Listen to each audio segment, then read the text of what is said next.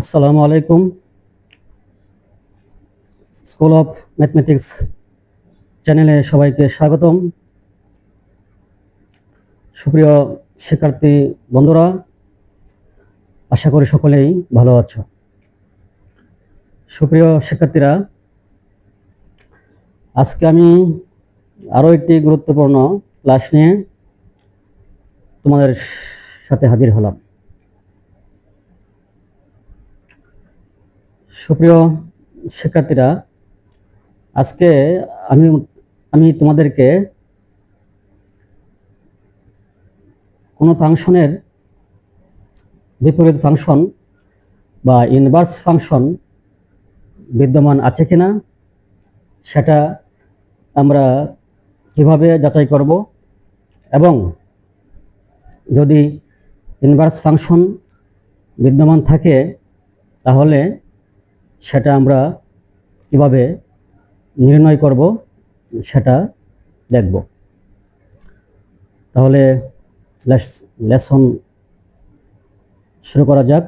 আমরা পাঠে চলে যাই। সুপ্রিয় শিক্ষার্থীরা, বোর্ডে একটি সমস্যা লেখা আছে, f of x equal to 4x minus 9 by x minus 2, যেখানে x not equal to 2। এই ফাংশনের ক্ষেত্রে যদি f ইনভার্স অর্থাৎ বিপরীত ফাংশন বিদ্যমান থাকে তবে f ইনভার্স 1 এবং f ইনভার্স -1 নির্ণয় করো। সুপ্রিয় শিক্ষার্থীরা, প্রথমে আমরা জেনে নিব, যদি কোনো ফাংশন একক ফাংশন হয় এবং ফাংশনটি সার্বিক ফাংশন হয় তাহলেই কেবল সেই ফাংশনটির ইনভার্স ফাংশন বিদ্যমান থাকে।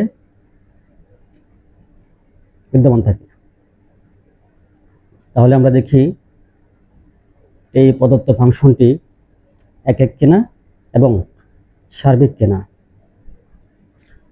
এবং সুপ্রিয় শিক্ষার্থীরা, আমি আমার আগের দুটি ক্লাসে তোমাদেরকে একক ফাংশন এবং সার্বিক ফাংশন কিভাবে যাচাই করতে হয়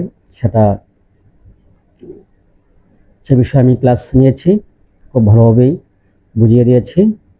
আজকে আমি সেই বিষয়ে আর বিস্তারিত বলবো না, সবাই খেয়াল করো।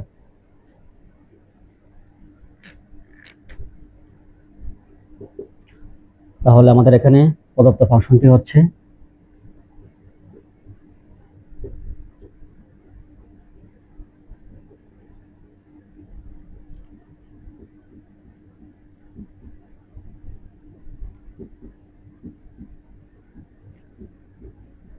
এটি। এখানে বলা আছে x নট ইকুয়াল টু 2, অর্থাৎ x এর মান 2 হবে না। কেননা যদি আমরা এখানে x এর মান 2 নেই তাহলে এই যে হর এটা শূন্য হয়ে যায়, 2 - 2 0 হবে। তাহলে সামথিং বাই 0 হচ্ছে অসংজ্ঞায়িত মান, সংজ্ঞায়িত নয়। সেক্ষেত্রে ফাংশনটি অসংজ্ঞায়িত হয়ে যায়। এই জন্য এখানে বলে দেওয়া হয়েছে যে x নট ইকুয়াল টু 2। আচ্ছা, তো আমরা এখন দেখব ফাংশনটি একক কিনা এবং সার্বিক কিনা।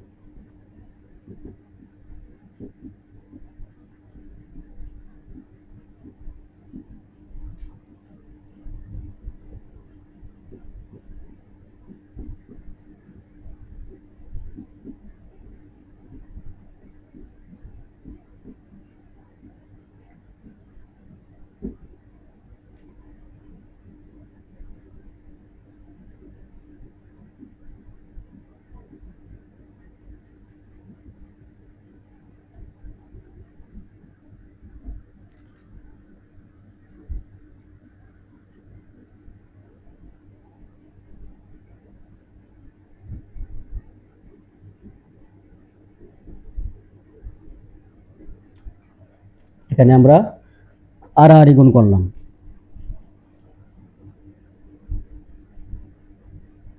তাহলে এই 4x1 x2 আর 4x1 x2 কাটা যাবে, 18 বাদ যাবে, কি থাকে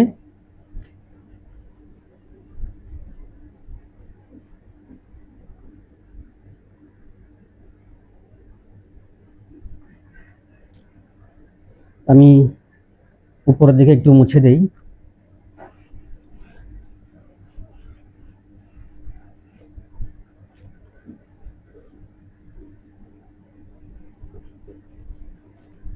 x1 একদিকে নিয়ে আসি,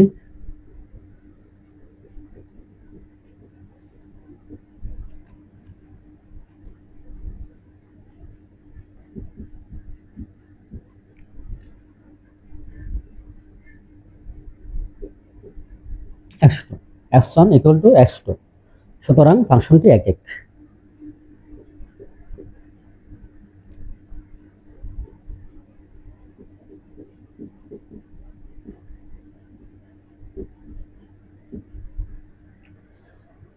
এখন আমরা দেখব প্রদত্ত ফাংশনটি সার্বিক ফাংশন কিনা।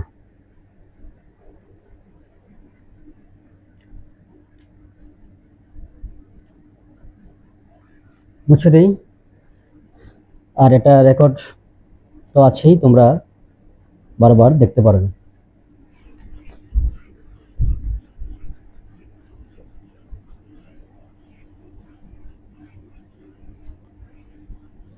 তো আমরা জানি সার্বিক ফাংশনের ক্ষেত্রে যদি কোনো ফাংশনের রেঞ্জ এবং কোডোমেন সমান হয় সেই ক্ষেত্রে ফাংশনটি সার্বিক হয়। আমরা কোনো ফাংশনের রেঞ্জ বের করে যদি সেটা কোডোমেনের সমান হয় সেক্ষেত্রে আমরা বলতে পারি ফাংশনটি সার্বিক।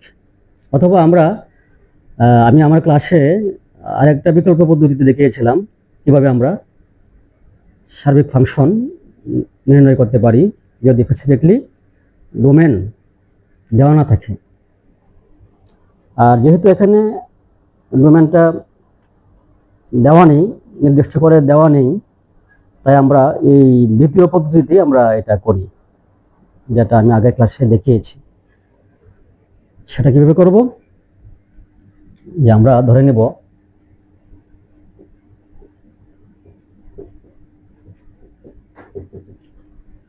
আবার ধরি f of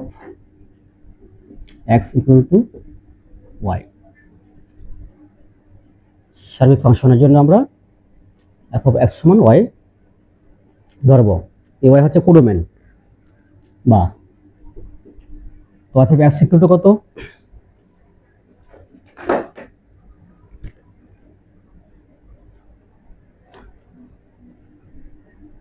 four x minus 9 x minus 2 এটা। আর এখান থেকে আমরা x এর মানটা y এর মাধ্যমে প্রকাশ করব।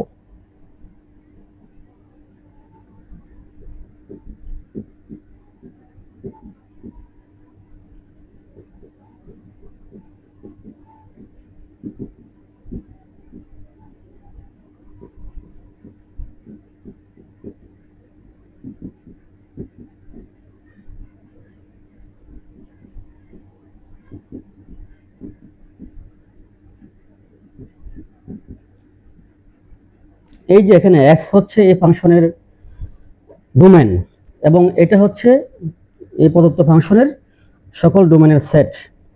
এখন আমরা এটা এই ফাংশনে বসে রেঞ্জ বের করি। এখন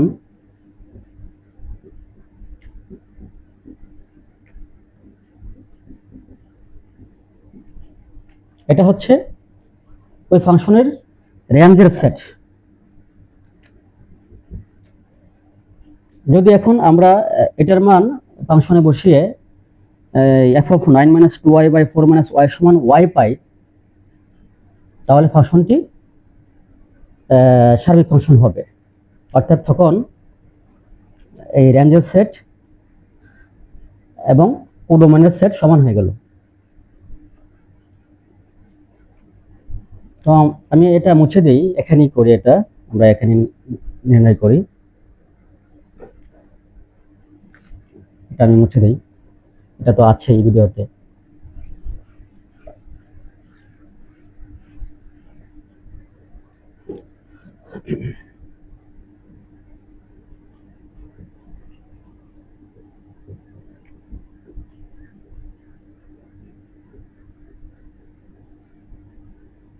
f of 9 minus 2y by 4 minus y, এটা আমরা ফাংশনে বসাই। ফাংশনটি ছিল f of x equal to 4x minus 9, তাহলে 4x তাহলে হবে এটা,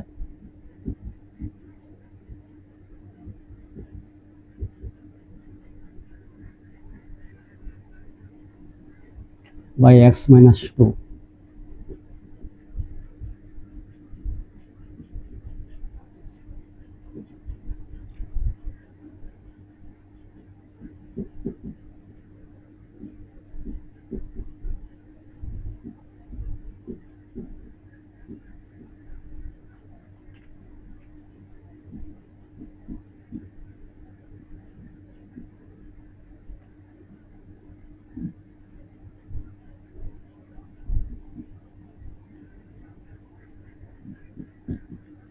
সুপ্রিয় শিক্ষার্থীরা, এখানে জাস্ট ক্যালকুলেশন, এবং তোমরা এটা অবশ্যই দেখলে বুঝতে পারবে। এখানে আমরা এই ভগ্নাংশের যোগ বা বিয়োগের নিয়মে জাস্ট এখান থেকে এটা বিয়োগ করলাম। প্রথমে হরের লসাগু নিলাম, এরপরে হর দিয়ে ভাগফল দিয়ে লবকে গুণ, এটুকু করলাম। তোমরা এটা অবশ্যই বুঝতে পারবে। তাহলে 34 কাটা 9y থেকে 8y চলে গেলে থাকবে y বাই 4 মাইনাস y, আর এই ভাগ চিহ্নতে আমি পূরণ দিয়ে দিলাম। পূরণ দিলে এই নিচের যে ভগ্নাংশটি এটি উল্টে যাবে, 4 মাইনাস y হয়ে যাবে লব, আর এখানে কি থাকে 2y কাটা 9 থেকে 8 চলে গেলে থাকবে 1, তাহলে 4 মাইনাস y কাটা যাবে y। সুতরাং ফাংশনটি সার্বিক।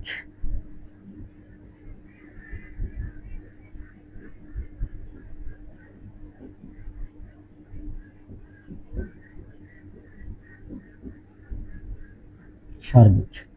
আচ্ছা, এখন আমরা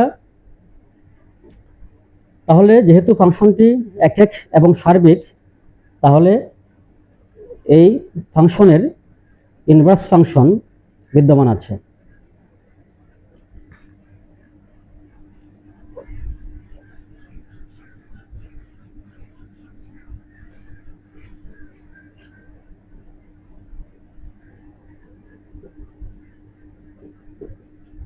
সুতরাং প্রদত্ত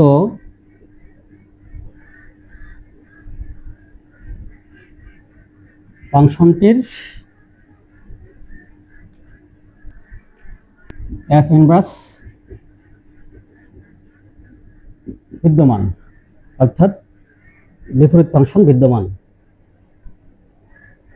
এখন আমরা বিপরীত ফাংশনটি নির্ণয় করি।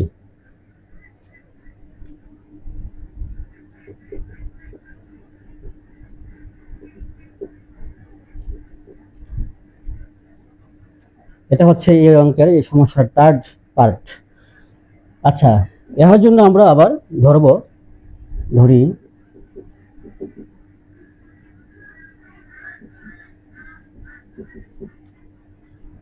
f of x equal to y আমরা ধরে নেব। সুতরাং এখান থেকে আমরা লিখতে পারি যে x সমান হবে f ইনভার্স y। এই একটার দিকে আসলে ইনভার্স হবে f ইনভার্স y। আচ্ছা, এখন ইমপ্লাইজ দ্যাট এখানে আমরা f of x এর মান বসিয়ে দেই, ফাংশনটির এখানে বসাই। f of x সমান হচ্ছে 4x minus 9 by x minus 2 equal to y। আর এটাকে আমরা এখান থেকে এই যে এক্স এর মানটা ওয়াই এর মাধ্যমে প্রকাশ করব, সেজন্য আর গুণ করি।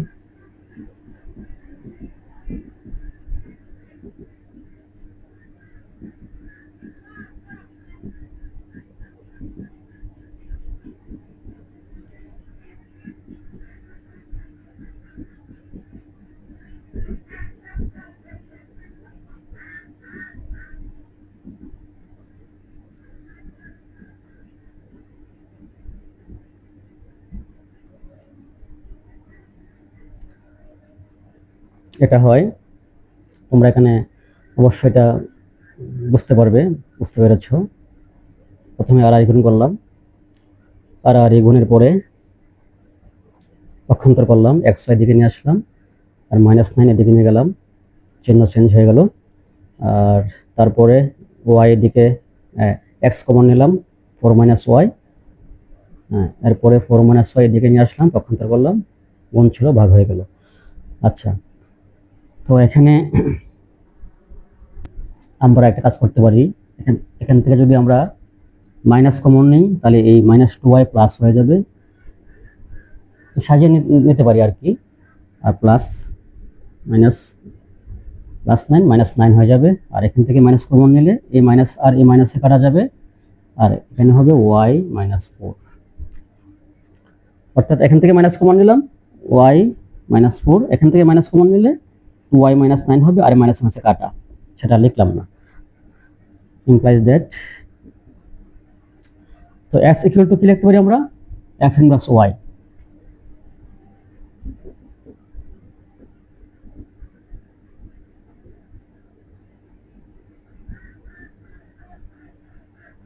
দেখা যাচ্ছে না, তাহলে আমি উপরে লিখে দিই, এটা মুছে ফেলি।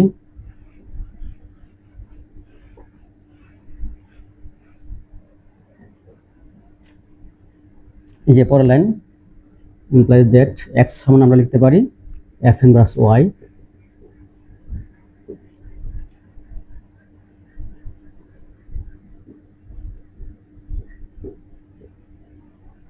y-4। এটি হচ্ছে প্রদত্ত ফাংশনের ইনভার্স ফাংশন। তো এখানে আমরা y এর পরিবর্তে x লিখি।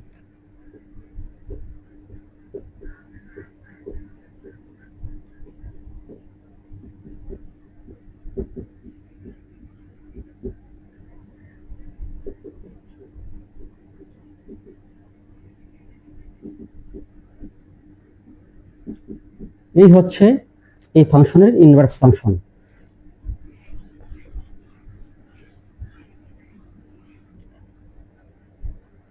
এখন এখানে সুতরাং আমরা বের করব কি, f ইনভার্স 1,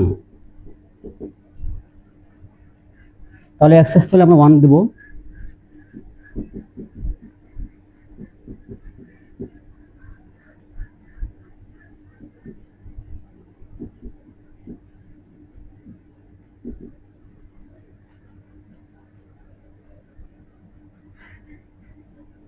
সরি এখানে 9, এখানে 9।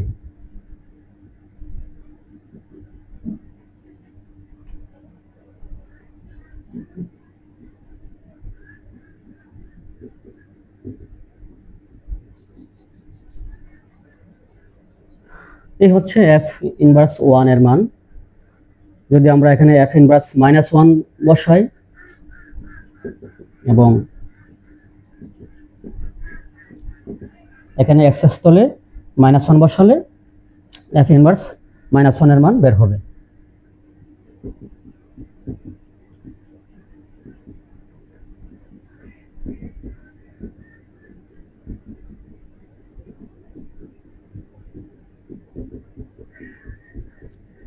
(11/5) এটা। সুপ্রিয় শিক্ষার্থীরা, এই ইনভার্স ফাংশন নির্ণয়টা আরেকভাবেও করা যায়, সেটাও আমি একটু দেখিয়ে দিই। তাহলে এই ছিল আমাদের এই সমস্যার কমপ্লিট সলিউশন। তোমরা যদি এই সমস্যাটি ভালোভাবে বোঝো তাহলে এই ধরনের যে কোনো সমস্যা আসলে তোমরা করতে পারবে।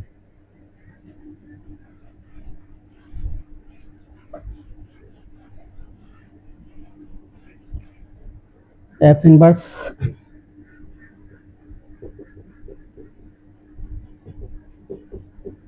নির্ণয়, এটা আমরা একভাবে করতে পারি যে এখানে ফাংশনটি হচ্ছে f of x equal to 4x minus 9 by x minus 2। তো এখানে x এর স্থলে আমরা f ইনভার্স x বসাবো। এই যে x এর স্থলে f ইনভার্স x বসিয়ে এভাবেও আমরা ফাংশনটির বিপরীত ফাংশন নির্ণয় করতে পারি।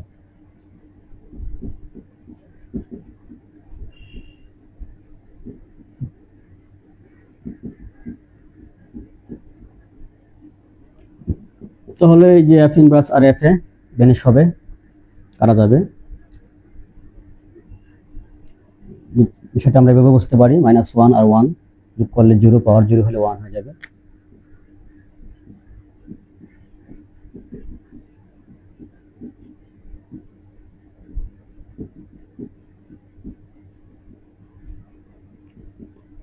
আর গুণ করি,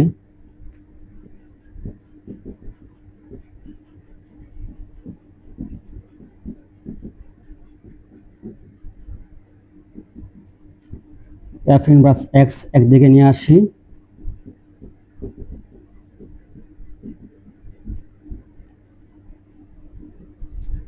f ইনভার্স x কমন নেই,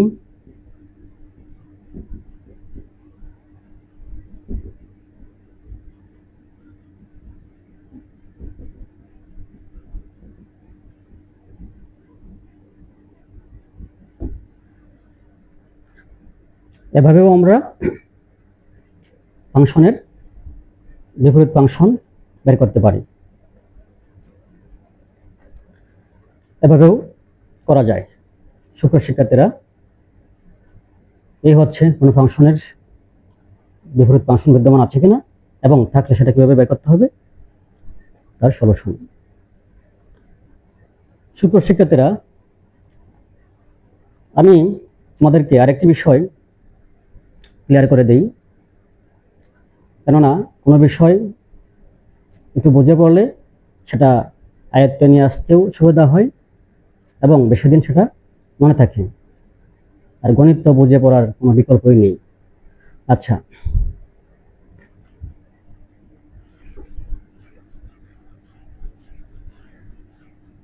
বিষয়টা হচ্ছে যে কোনো ফাংশনের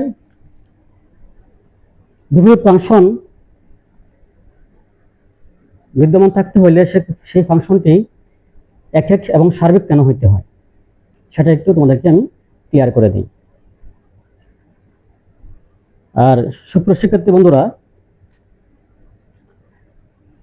একটি ফাংশনের বিপরীত ফাংশনের ক্ষেত্রে, অর্থাৎ যদি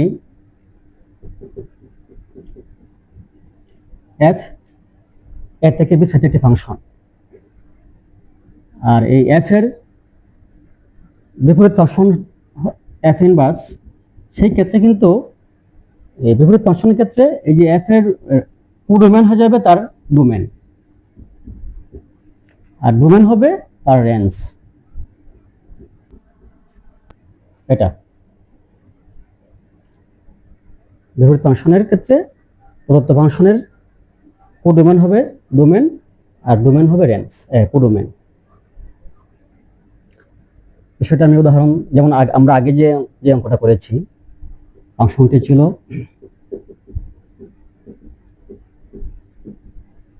এটা আর বিপরীত ফাংশনটা ছিল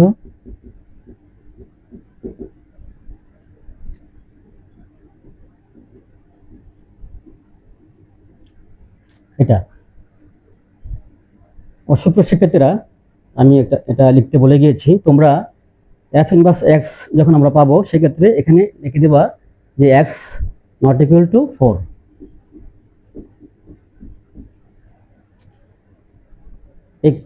এই কথাটা লিখে দিতে হবে যে x এর মান 4 হবে না। ঠিক আছে? আচ্ছা, এখন দেখো তো এখানে আমরা 1 বসাই, এই দেওয়া ফাংশনের ক্ষেত্রে, প্রদত্ত ফাংশনের ক্ষেত্রে 1 যদি আমরা ডোমেনের মান 1 নেই, তখন কি হয় দেখো তো,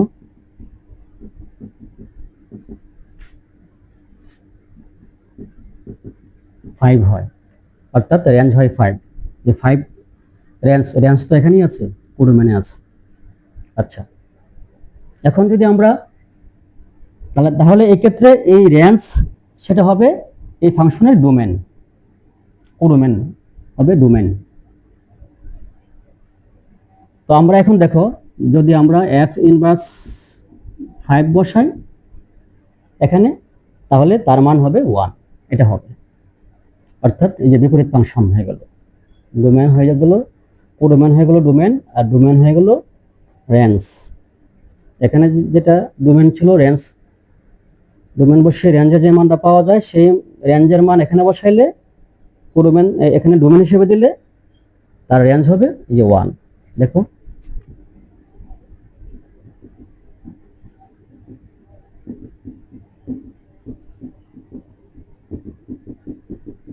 এই যে 1।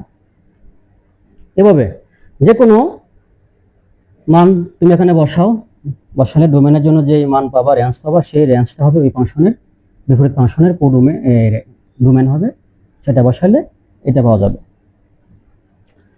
আচ্ছা, এখন এটা বুঝতে পারলা এখন কেন ফাংশনটা একক হইতে হয় এবং সার্বিক হইতে হয়।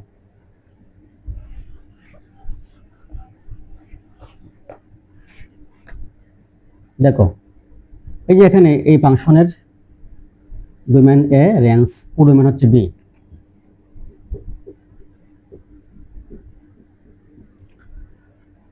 আর বিপরীত ফাংশনের ডোমেন হচ্ছে,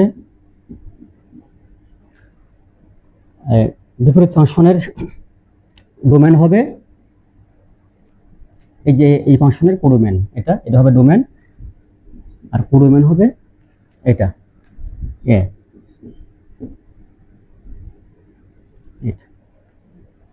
আচ্ছা, এখন যদি ফাংশনটি এক এক না হয়, এটা হচ্ছে এক এক ফাংশন,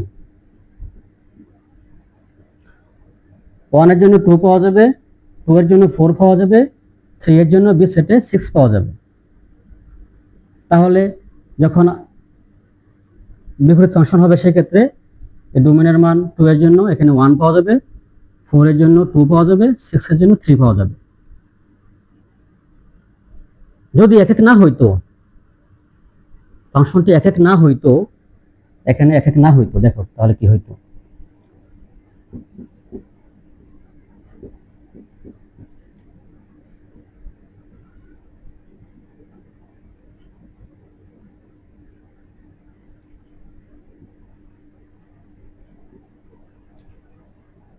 এখানে এই এটা কিন্তু একটা ফাংশন, কিন্তু এটা এক এক নয়, এক এক ফাংশন নয়। একের জন্য পাওয়া যায় 2, 2 এর জন্য 2, 3 এর জন্য 4। এই যে ভিন্ন ভিন্ন উপাদানের জন্য ভিন্ন ভিন্ন হয় নাই, দুইটা উপাদানের জন্য একটা পাওয়া গেছে, কিন্তু ফাংশন। কারণ ফাংশন হচ্ছে যে এই যে এ সেটের প্রত্যেক উপাদানের জন্য বি সেটে কেবল একটি মান পাওয়া যাবে। এ সেটের প্রত্যেক বা ডোমেনের প্রত্যেক উপাদানের জন্য এই যে কোডোমেনে বি সেটে কেবল একটি মান পাওয়া যাবে, তাহলে ফাংশন। আর দুটি পাওয়া গেলে ফাংশন হবে না। একের জন্য 2 একটাই পাওয়া গেছে, 2 এর জন্য মান পাওয়া গেছে 2 একটাই পাওয়া গেছে, এমন না যে 2 এর জন্য পাওয়া গেছে 2, আবার 2 এর জন্য বি সেটে পাওয়া যাবে 4, এরকম যদি হয় তাহলে ফাংশন নয়, এটা একটি ফাংশন। এখন যখন এটা হবে, বিপরীত ফাংশন হবে, এদিকে যাবে, তখন কি হবে, 2 এর জন্য পাওয়া যাবে 1, আবার 2 এর জন্য পাওয়া যাবে কত, 2, কারণ তখন তো এটা হবে তার ডোমেন, এই কোডোমেন হবে এই বিপরীত ফাংশনের ডোমেন। সুপ্রিয় শিক্ষার্থীরা, তোমরা বিষয়টা কি অবশ্যই বুঝতে পারতেছো? আমার একটু খেয়াল করতে হবে, না হয়তো বুঝতে পারবা না।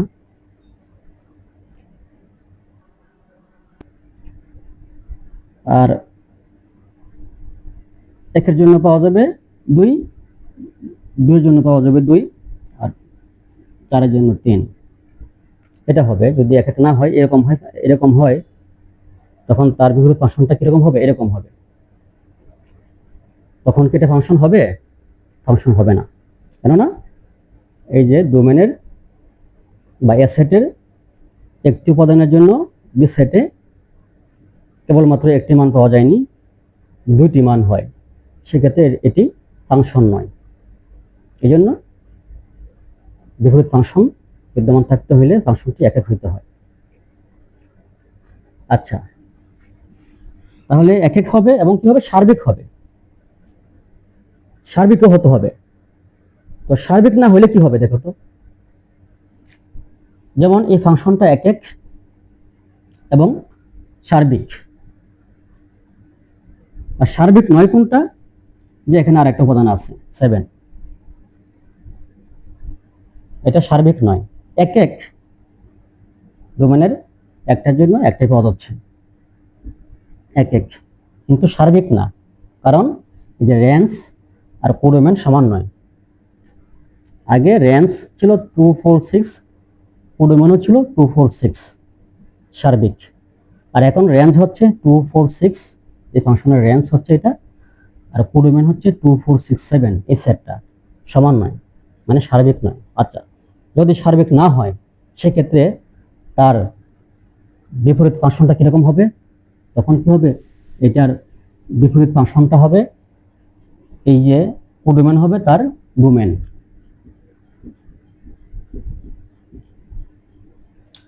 আর ডোমেন হবে কি? কোডোমেন। আচ্ছা, এখন এই বিপরীত ফাংশনের ক্ষেত্রে এই যে এই 2 এর জন্য 1 পাওয়া যাবে, 2 এর জন্য 1 পাওয়া যাবে, 4 এর জন্য 2 পাওয়া যাবে, 6 এর জন্য বি সেটে 3 পাওয়া যাবে, কিন্তু 7 এর তো মান নেই। তাহলে কি এটি ফাংশন হবে? ফাংশন হবে না। কেননা ফাংশন হইতে হইলে এই এ সেটের প্রত্যেক উপাদানের জন্য, প্রত্যেক x বিলংস টু এর জন্য এই যে বি সেটে কেবলমাত্র একটি y বিলংস টু বি যদি পাওয়া যায়, সেক্ষেত্রে f such that a tends to be একটি ফাংশন। অর্থাৎ এই বি সেটের এই ডোমেনের প্রত্যেক উপাদানের জন্য এখানে মান পাওয়া যাইতে হবে। তো সার্বিক না হলে কি হয়? যে 7 এর মান পাওয়া যাবে না, তাহলে এটি ফাংশন হবে না। এই জন্য যদি কোনো ফাংশনের ফাংশন একক না হয় এবং সার্বিক না হয়, তাহলে তার বিপরীত ফাংশন বিদ্যমান নেই। সুপ্রিয় শিক্ষার্থীরা, আজ আর নয়, সবাই ভালো থেকো। আবারও কোনো এক গুরুত্বপূর্ণ ক্লাস নিয়ে তোমাদের সামনে চলে আসবো। আল্লাহ হাফেজ।